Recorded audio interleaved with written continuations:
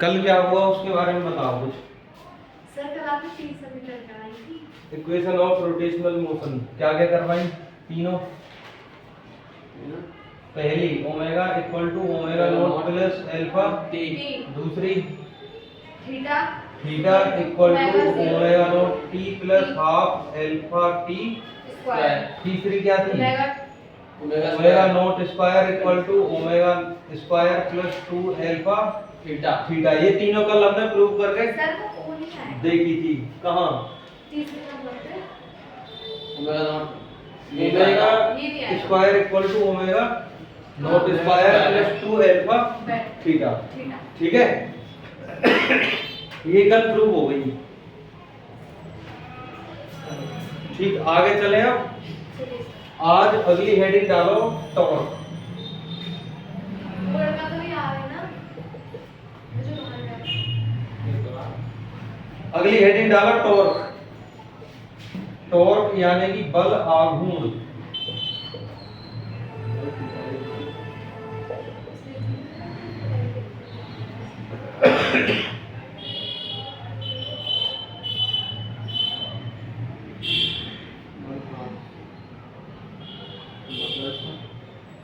इसे थोड़ा डिफाइन करें।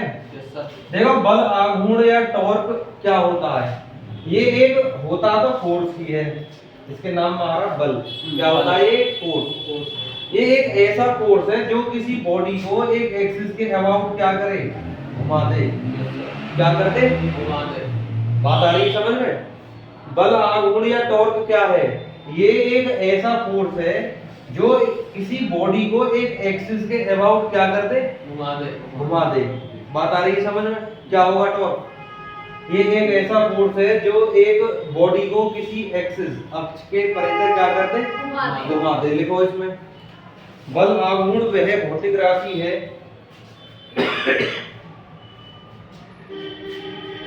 Torque is a physical quantity. बल आघूर्ण वह भौतिक राशि है torque is a physical quantity जो किसी वस्तु को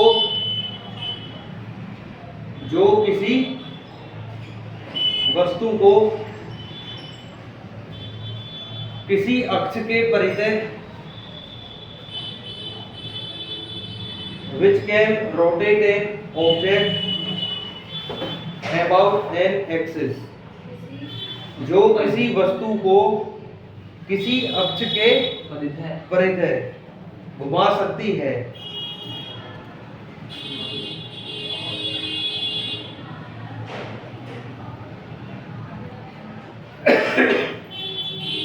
नमस्ते। देखो ये फोर्स है, ये घुमा सकती है। अरे घुमा सकती है। अगर घूम रही है तो फोर्स अप्लाई होगा तो उसकी स्पीड को भी क्या कर सकती है चेंज। अरे चेंज ये लीनियर वाले भूल गए सब। कोई वस्तु रुकी हुई है तो रुकी हुई को चला दे तो वो तो एक बल था वहाँ। या चली हुई को रोक दे या उसकी स्पीड में क्या कर दे परिवर्तन, तो वो बल था ना। यहाँ रोटेशनल में घूर्णन करा दे या करती हुई की स्पीड को चेंज कर दे तो ये सब क्या होंगे सब बल। मैं सर तो 4:30 बजे आएंगे वो सर। ठीक है। अरे ये हो गया क्लियर ना हुआ। Yes, हाँ कोई बात ना है। ये एक्सिस है, एक्सिस के अबाउट कोई बॉडी ये जो टॉर्क है ये घुमा सकता है। घूम रही है तो उसकी स्पीड को चेंज कर सकता है, मेंटेन भी बोल सकते हैं। बात आ रही है समझ में। ठीक है तो इसमें आगे लिखेंगे। अभी तक हमने क्या लिखा। बल आघूर्ण वह भौतिक राशि है जो किसी वस्तु को किसी अक्ष के परिधि घुमा सकती है घुमा सकती है अथवा उसकी घूर्णन गति में परिवर्तन कर सकती है।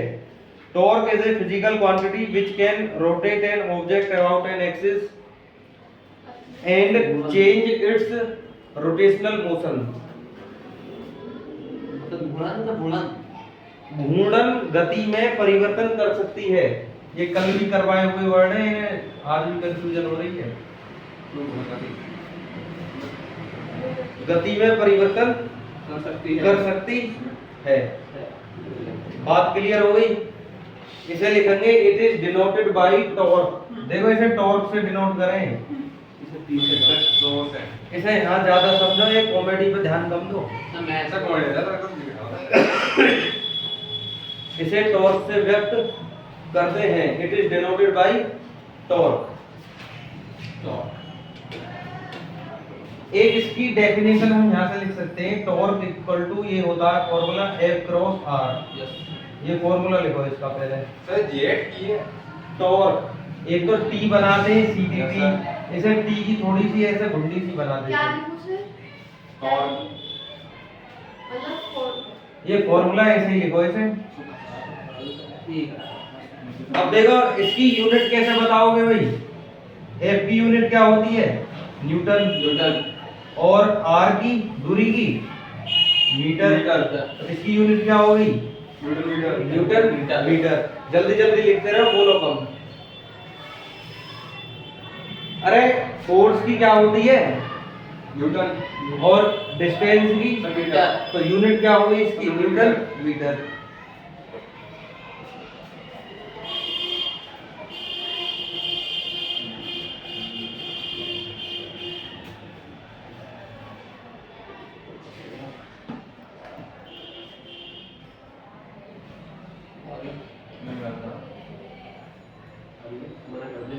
हो गया है ना हुआ?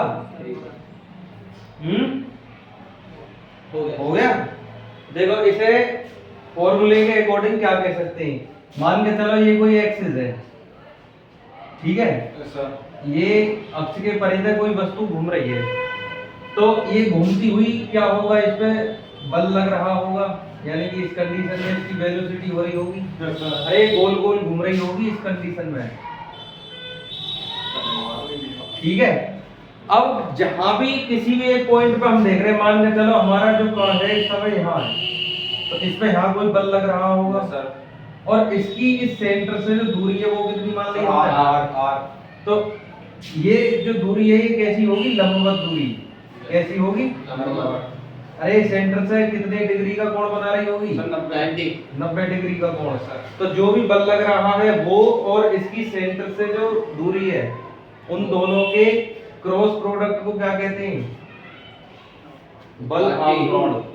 क्या कहते हैं? टॉर्क। एक बार और सुनो, टॉर्क किसे कहते हैं? कोई भी पॉइंट है उस पर लगने वाला बल तथा उसकी अक्ष से लंबवत दूरी के गुणनफल को क्या कहते हैं? टॉर्क। ये गुणनफल कैसा है? सदिश। भूल गए तुम? अरे क्रॉस प्रोडक्ट और डॉट प्रोडक्ट ना करवाए? डॉट वाला कौन सा था? सदिश। और क्रॉस वाला सदिश। तो ये कैसा प्रोडक्ट है? सदिश। बात आ रही समझ में? लिखो, किसी बल का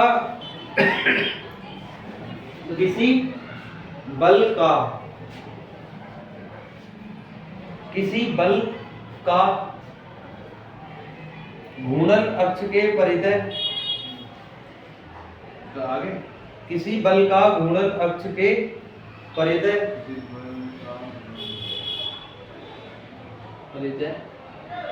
बल आघूर्ण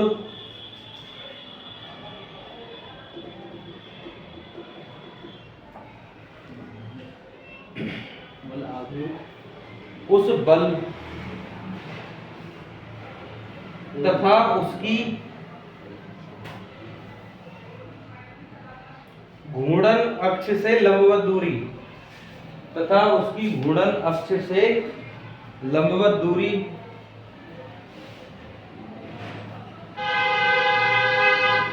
के सदिश गुणनफल के बराबर होता है।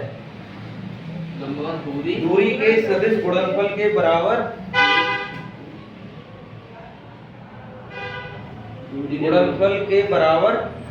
सदिश गुणनफल के बराबर। हाँ जी।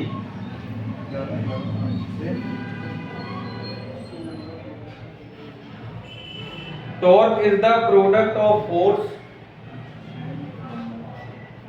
and perpendicular distance to the axis of rotation। ठीक है भाई, ये हो गया। अगर इसे हम एक या दो डायरेक्शन में इसे ब्रेक करके देखने लगे, तो बना ले। तो आर वेक्टर क्या बताया था तुम्हें पीछे? एक्स आई के प्लस वाई, तीसरी डायरेक्शन और आ जाएगी तो जेड। बात आ रही है समझ Yes, में? sir. ऐसे ही कितने भी कंपोनेंट हो हम सब ब्रेक कर सकें, F X, I cap, F Y, बाई का जे कैप और एफ जेड। के क्या बात आ रही है समझ में? अगर ये हमें बल, आघूर्ण, टॉर्क ब्रेक करना हो तो इस कंडीशन में हम इसे कर सकते हैं। यानी कि टॉर्क जो है इसे क्या लिख सकें हम, अगर 3 डायमेंशन में हो तो F X, I cap, F Y, J J cap और एफ जेड। के क्या और फिर क्रॉस में क्या आ जाएगी, x I cap plus Y, J cap plus Z. समस्या कोई? नहीं ठीक है, करो इसे जल्दी और फिर इसके बाद अगली हेडिंग डालो। सही से बनाना है ना ये कुछ ना बनाना, खाली फॉर्मूला लिख लिया है, हाँ सर इसकी यूनिट डिग्री। बस अब आगे सुनो जल्दी, ये इतना हो गया। सर ये अगर ब्रेक करने हो, ये तो एक एक्सिस के लिए हो गया, 2 या 3 एक्सिस है तो इस तरह से हम इसे ब्रेक कर सकते हैं। आगे सुनो, ये इसका मतलब क्या है कुल मिलाकर ये बताओ, जो हमने ये पढ़ा टॉर्क, इसका तुम्हारे समझ में क्या बात आई? तो हमारे क्या बात है ये बताओ, तुम्हारे समझ में कुछ तो आई हुई? ये सीधा तुमने पढ़ लिया, बल, आघूर्ण, डेफिनेशन लिख ली, इससे काम थोड़े हो क्या? तो जब तक समझ में ना आए तब तक फायदा क्या? हमने फॉर्मूला पढ़ा, torque equal to F cross R. ठीक है, इसका क्या मतलब हुआ? हमने सीधी सबसे पहली बार टॉर्क के बारे में क्या पढ़ी? ये एक बल है जो कि क्या करेगा, जो किसी वस्तु को एक एक्सिस के अबाउट। इतनी बात तो समझ में आ गई? टॉर्क क्या है? एक बल है, फोर्स है जो क्या करेगा, एक ऑब्जेक्ट को एक्सिस के अबाउट घुमा देगा। इतनी बात क्लियर होगी ना होगी? अरे वैसे ये सर मचाते रहोगे, इतना कॉन्सेप्ट क्लियर है? एक बात बताओ, घर में दरवाजे लगे हुए हैं, अरे लगे हुए हैं ना, इन्हें हम ये साइड में देखे होंगे तुमने, 2-3 कब्जे से लगे, ये कब्जे टाइप में। क्या जो हैंडल है पकड़ लेगा इन कब्जे के पास में हो तो हमें ज्यादा फोर्स लगाना पड़ेगा, या दूर है तो ज्यादा लगाना पड़ेगा? सर पास में मुझे ये चक्की देगी, चक्की जो चलावे पहले हाथ से, यहाँ बीच में अनाज डाले रहे, अगर वो हत्था पकड़ने का इसके पास होता, हालांकि दूर रहता था वो हत्था, रहता है। हाँ मतलब अब तो ये चक्की देखने में कम मिलती है, ये देखनी है तुमने, घुमा देता तो ये बिल्कुल इसके एंड में होगा जहां इसकी लास्ट लिमिट है। तो यानी कि कहने का मतलब सीधा ये है कि टॉर्क हमें कम कब मिलेगा, जब हम एक्सिस से दूर होते जाएं। सीधी ये बात समझो, अगर हमें कोई बॉडी घुमानी है किसी एक्सिस के अबाउट, तो हम उसे जितनी पॉसिबल परपेंडिकुलर डिस्टेंस हो सके उतनी दूरी से घुमाएं, तो हमारा बल कम लगाना पड़ेगा। जितने हम पास आ जाएंगे उतना ही बल हमें। बात हो गई इतनी क्लियर? ठीक है, तो ये एक कॉन्सेप्ट तुम्हें समझना है। इसके बाद आगे की हेडिंग पे चलो।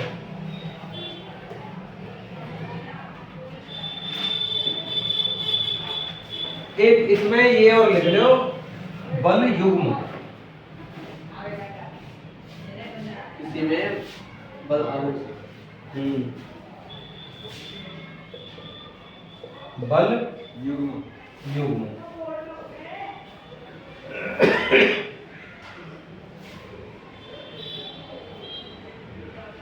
पेयर या कपल ऑफ फोर्स। क्या है बल का युग्म? ये हेडिंग है और क्या है? गए हो पीछे क्या युग्म लिखना ना आता? हां साथ आधे बनाना पीछे। हां कैसे के है करें? ना हमें कर दो बता। देखो ये तुम्हें टर्म 12th क्लास में सुनने के लिए भी मिलेंगे। ये क्या है तो जब पूछी जाएगी जब, तो शायद मुझे तो लगे ना तुम बता पाओगे, क्योंकि आप सुन रहे हो, कल ये बात कान के बाहर है, कान के दिमाग से बाहर है। युग्म का मतलब क्या हो गए? जोड़ा। जोड़ा सर, क्या हो गए? जोड़ा। और बल यानी कि फोर्स, तो बल का जोड़ा। मगर यहाँ ये तो हम बात समझ गए कि ये बल का जोड़ा है, पेयर ऑफ फोर्स। मगर ये ऐसे होंगे जो दो, कोई बॉडी है, उस बॉडी के दो अलग अलग पॉइंट पे लग रहे होंगे। ये होंगे तो इक्वल, कैसे होंगे? इक्वल। समान। मगर दोनों की डायरेक्शन कैसी होगी? ऑपोजिट। बस ये बात समझनी है, दोनों होंगे तो इक्वल, मगर दोनों की डायरेक्शन कैसी होगी? अपोजिट। मान के चलो ये लग रहा है ईस्ट में और ये लगेगा वेस्ट में। बात आ रही समझ में? ये अगर अप है तो ये लगेगा डाउन। डाउन। बात क्लियर हो गई? सी से कहने का मतलब ये है, ये क्या है? एक बल का युग्म है जो एक वस्तु के दो विभिन्न बिंदुओं पर लगता है। ये होते बराबर हैं मगर दोनों की दिशाएं अलग विपरीत होती है। आगे बात समझ में? लिखो जल्दी। किसी पिंड के दो विभिन्न बिंदुओं पर the equal and opposite force act on two different points of a body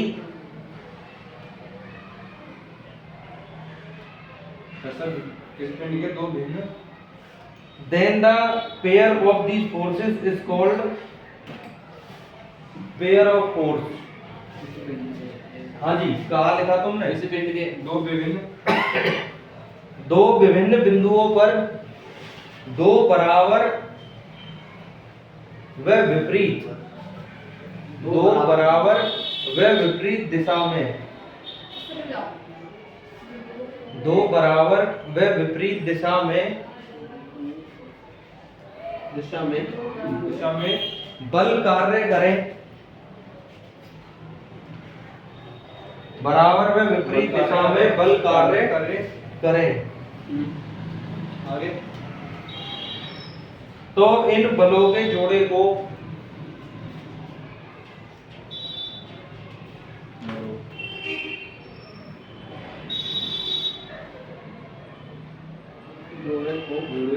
बल युग्म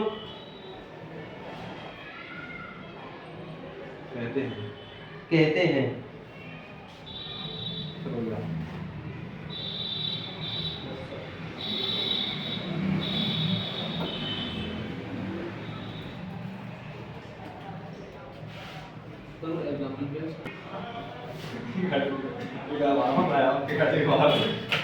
पागल है बिल्कुल। अगली हेडिंग लिखो।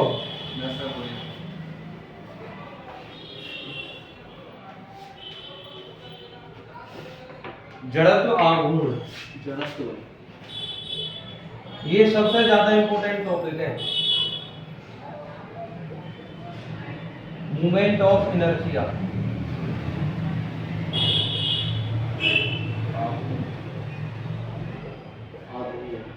Movement of inertia. देखो लीनियर में ये इनर्शिया नाम सुनने को आया था कहीं, याद आ रही है कुछ?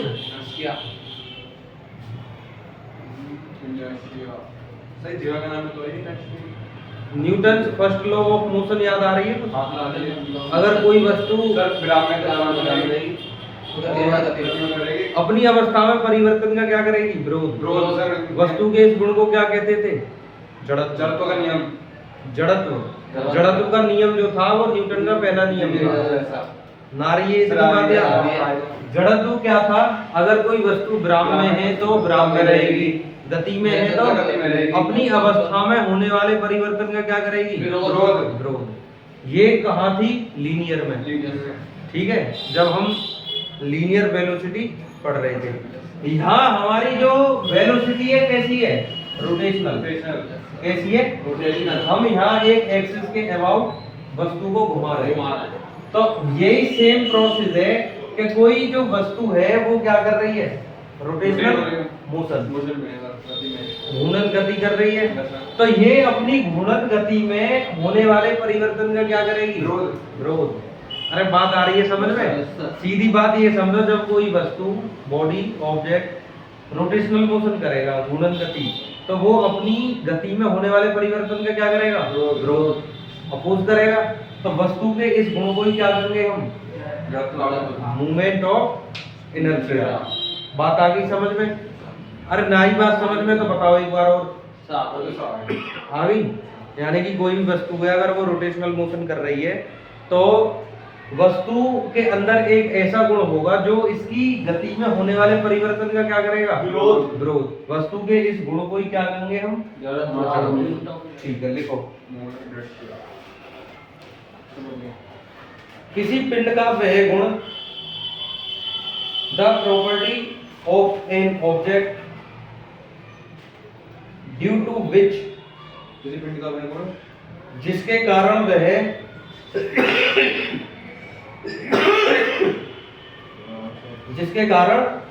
वह किसी अक्ष के परितः, due to which it oppose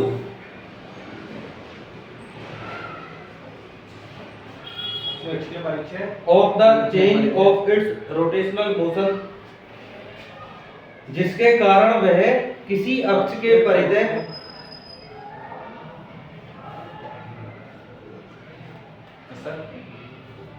अपनी घूर्णन की अवस्था में,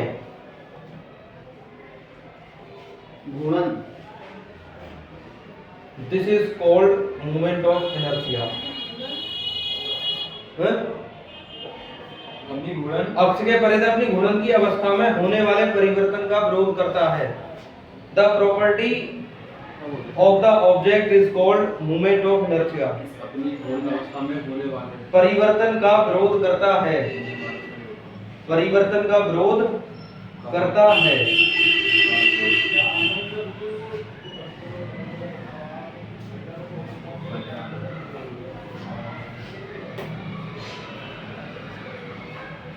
पिंड की यह प्रवृत्ति या गुण, पिंड की यह प्रवृत्ति या गुण जड़त्व आघूर्ण कहलाता है। पिंड की यह प्रवृत्ति या गुण जड़त्व आघूर्ण कहलाता है। इसे आई से प्रदर्शित करते हैं। इट इज डिनोटेड बाय आई। इसे आई से प्रदर्शित करते हैं। इट इज डिनोटेड बाय आई। इसे आई से प्रदर्शित करते हैं। अरे लिख लिया, इसे आई से प्रदर्शित करते हैं। अब एक पहले सीधा सा कॉन्सेप्ट समझो। ये कोई एक्सिस है हमारे पास, ठीक है, अक्ष है ये कोई, इसके चारों ओर बॉडी रोटेट करेगी। पहले मैं मान के चल रहा हूं कि जो बॉडी है उसके पास खाली एक पार्टिकल है, कितना है? एक। और इसका मास मान लिया मैंने m। बात आ रही है समझ में?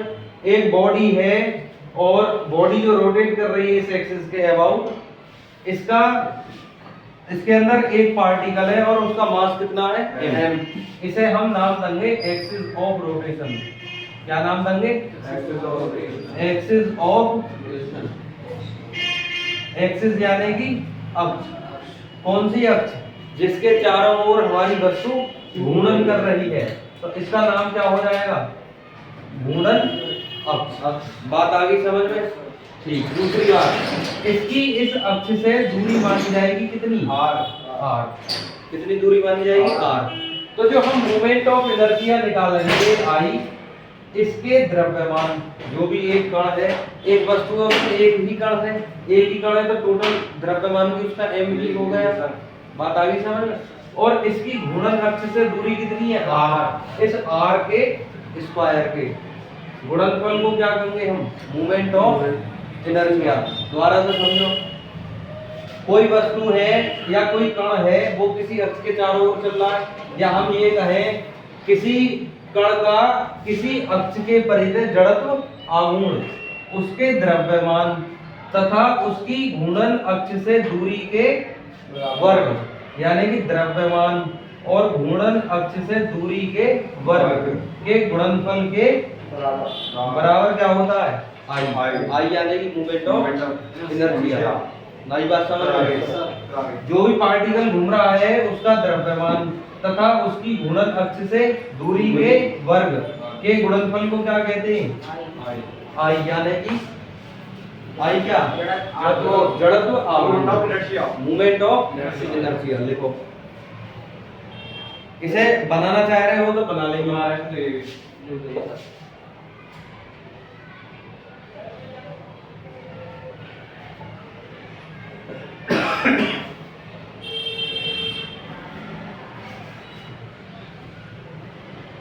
Movement of inertia of A particle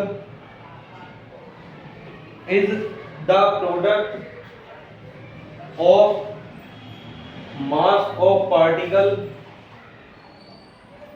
and the square of the distance from the axis of rotation.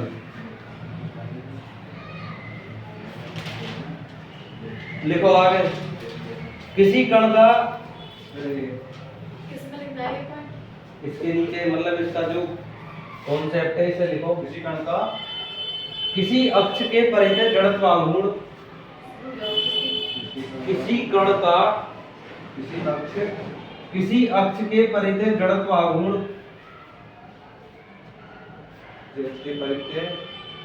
जड़त्व आघूर्ण उस कण के द्रव्यमान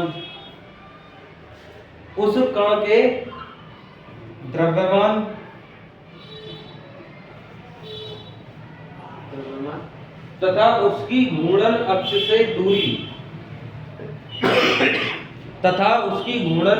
से दूरी के वर्ग के गुणनफल के बराबर होता है। दूरी के वर्ग के गुणनफल के बराबर होता है।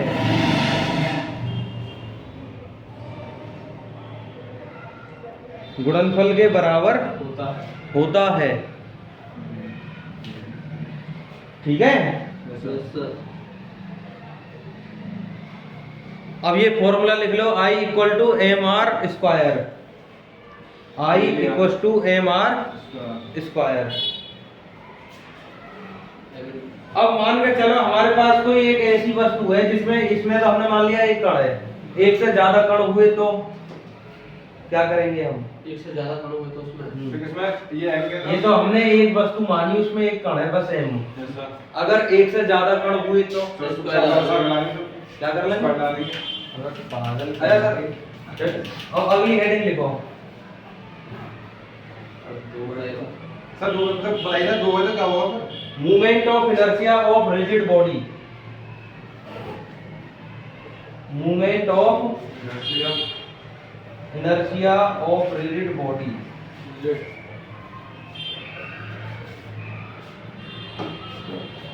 दृढ़ पिंड का जड़त्व आघूर्ण।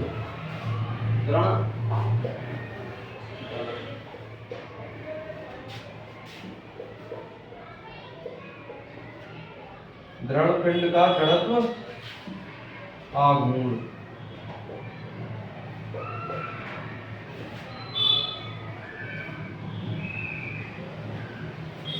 चले आगे। देखो मैंने ऐसे करके ये मानी कि ये एक्सिस ऑफ रोटेशन है। क्या है? एक तो बनता है। अरे तो एक कण का ही तो बना है। ये क्या है? Axis of rotation. बात आ गई समझ में? अब मैं ऐसे मान लूंगा कोई एक ऑब्जेक्ट है, ठीक है, उसमें कई सारे पॉइंट है। मान के चलो पहला है ये m1 मान लिया इसका मास, ये ऑब्जेक्ट कोई घूम रहा है। अब दूसरे का मास मैंने मान लिया m2, तीसरे का m4, M3 है। अब मान के चलो चौथा यहाँ है m4, पांचवा यहाँ है m5, ऐसे मान लो छठा यहाँ है m6, nth मान लो, यानी कितने भी हो सके, 1 2 4 6 10 20। इनकी हमें एक्सिस ऑफ रोटेशन से डिस्टेंस लेनी है। इसकी डिस्टेंस क्या ले लो? R1, दूसरे की R2, तीसरे की R4, अरे समझ गए ना? R5 और ये कितनी ले लें? Rn। अरे यहाँ तक कोई डाउट का ही है? ये मैंने ऐसा मान लिया कि ये ऐसा करके कोई एक वस्तु है, ठीक है, उसमें n कण है, पार्टिकल है, और उनकी एक्सिस ऑफ रोटेशन से डिस्टेंस कितनी है? पहले की R1, दूसरे की R2, तीसरे की R3। ये बात आगे समझ में आई? आगे क्लियर है सब? लिखो इसमें जल्दी। माना कोई दृढ़ पिंड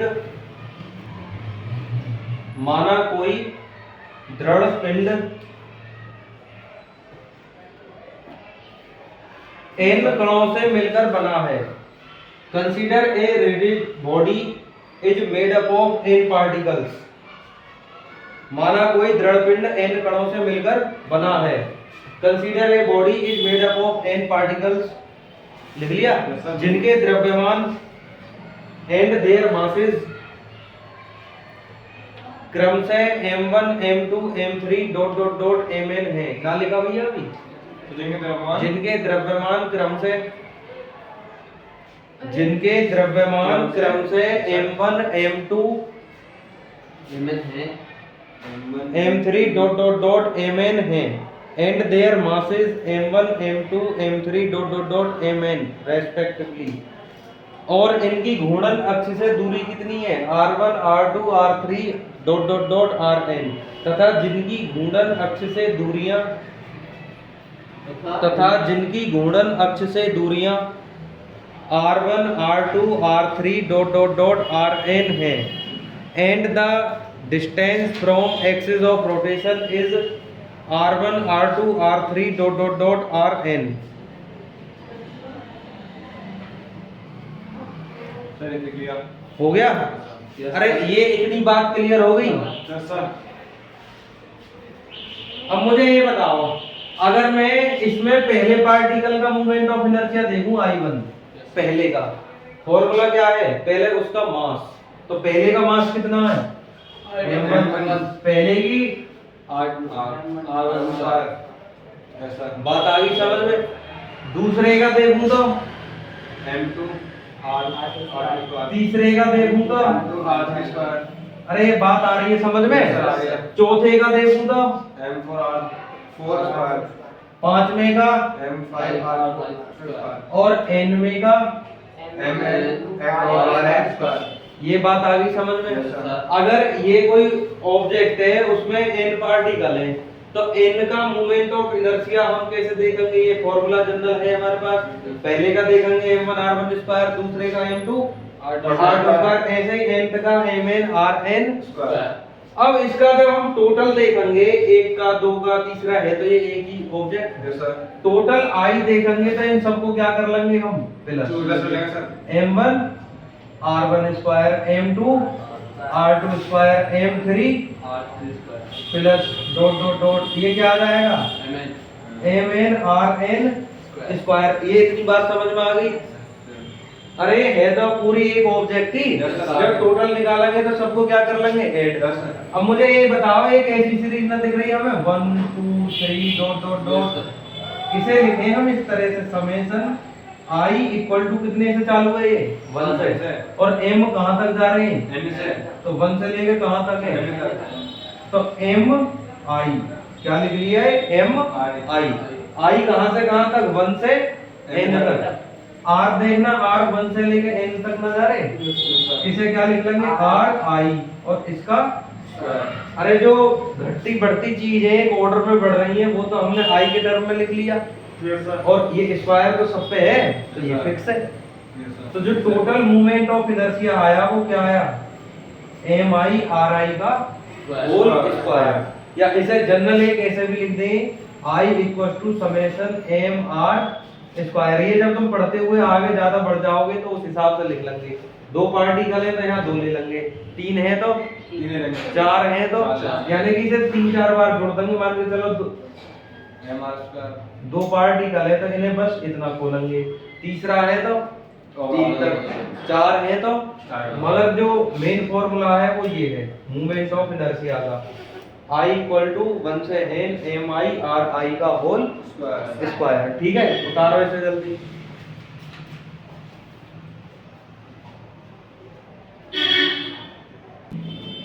अब देखो ये कई सारे पार्टिकल है तो इन सब की अलग अलग डिस्टेंस हो गई, m1 की r1, इसकी r2 r3 r4 dot dot dot, ये कई सारे डिस्टेंस हो गई।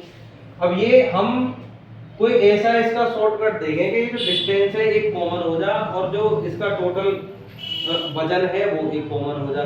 तो इसे सॉल्व करने के लिए इस डिस्टेंस की एक एवरेज ले लें, हम उसे बोले कि क्या बोले? अरे मान के चलो पहले की डिस्टेंस 2 हुई, दूसरे की 3, फिर 2, फिर 3, तो इन्हें सब जोड़ के कितनी डिवाइड दे दें? 4 की। 4 पार्टिकल है, माने पहले की 2 मीटर, दूसरे की 3, तीसरे की 2, चौथे की 3, तो ये टोटल आंसर निकल के क्या आया? 3 2 5 और 5 10/4 यानी कि 2.5 मीटर। तो हम ये मान लेंगे कि एवरेज जो पार्टिकल है उनकी एक्सिस ऑफ रोटेशन से डिस्टेंस कितनी है? 2.5 मीटर। बात आ रही है समझ में? ऐसे ये जो k है, k हमने एक एवरेज मान लिया कि ये जो पार्टिकल है इनकी डिस्टेंस कितनी है? k कितनी है? k। तो मैंने अभी ये फॉर्मूला बताया, I इक्वल टू क्या हो गए? Summation mr square. अब इसका mr स्क्वायर का हमने एक एवरेज क्या मान लिया? k। तो I इक्वल टू ये क्या हो जाएगा? Summation m k square. तो k तो फिक्स हो गया। अब ये m है, छोटे छोटे पार्टिकल है, इनका सम है। इस सम को क्या लिख लेंगे हम? Capital M। कैपिटल M यानी कि पूरी बॉडी का द्रव्यमान, मास, इक्वल टू m के स्क्वायर। तो यहाँ से I इक्वल टू क्या आया? m के स्क्वायर। और k स्क्वायर इक्वल टू क्या आ जाएगा?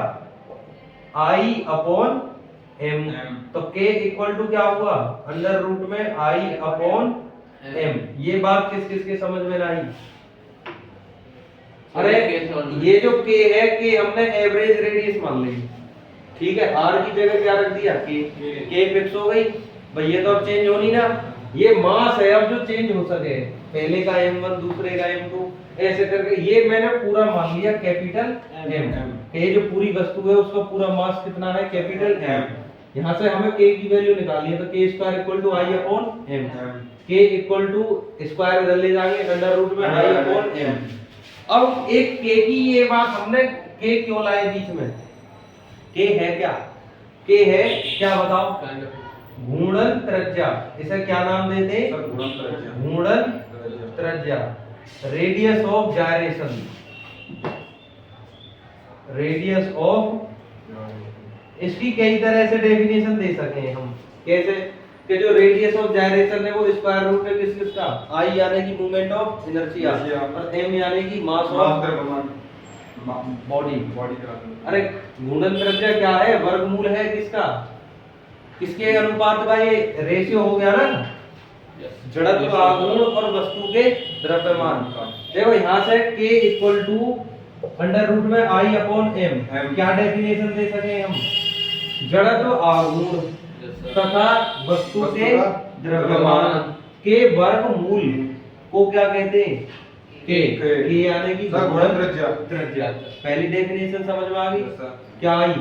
जड़त्व आघूर्ण यानी कि मूवमेंट ऑफ इनर्शिया और मास ऑफ बॉडी यानी कि वस्तु के द्रव्यमान के वर्गमूल को वस्तु की घूर्णन त्रिज्या कहते हैं। यानी कि जिस भी अक्ष के परिधि वो घूम रही है उसके परिधि क्या कहते हैं? घूर्णन त्रिज्या। बात आ गई समझ में? पहली डेफिनेशन लिखो। किसे उतारे? ये तो खाली समझाया गया, उतारना अभी कुछ नहीं है। पहले लिखो, इसमें हेडिंग डाल के, हेडिंग क्या डालनी है? घूर्णन त्रिज्या, रेडियस ऑफ जायरेशन, ये हेडिंग डालनी है। जल्दी डालो।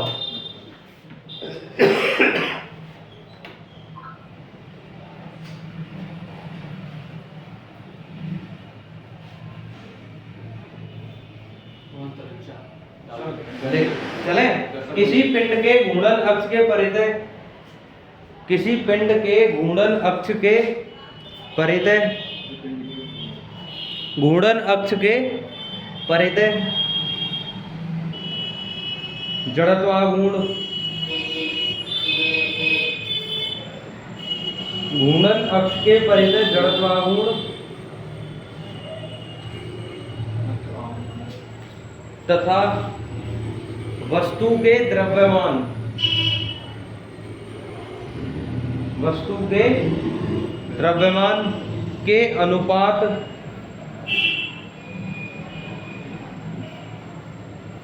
के वर्गमूल को,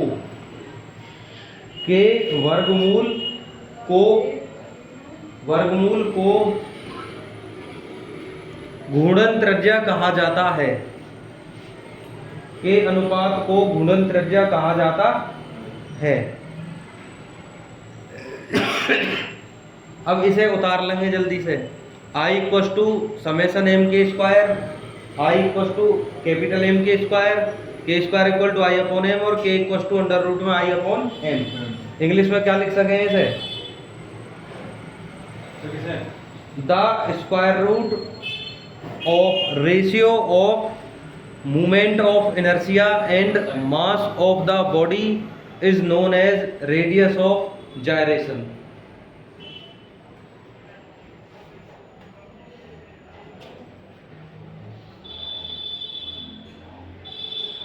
हो गया? चलो आगे। कल एक बहुत इंपॉर्टेंट टॉपिक चलेगा, यानी कि मंडे में। क्या? परसों इसकी दो थ्योरम है मूवमेंट ऑफ इनर्शिया की, वो दोनों करवाई जाएंगी। एक तो थ्योरम ऑफ पैरेलल एक्सिस और थ्योरम ऑफ परपेंडिकुलर एक्सिस। हाँ सर, तो बहुत सही है सर, सुना सर, ये नहीं है सर, भी ताकत है। हाँ, ये इस चैप्टर की सबसे इंपॉर्टेंट क्वेश्चन मान के चलो इन्हें, ठीक है? ये करवाया जाएगा तुम्हें मंडे में, ठीक है? आज बनाएंगे। आज इतना ही करेंगे।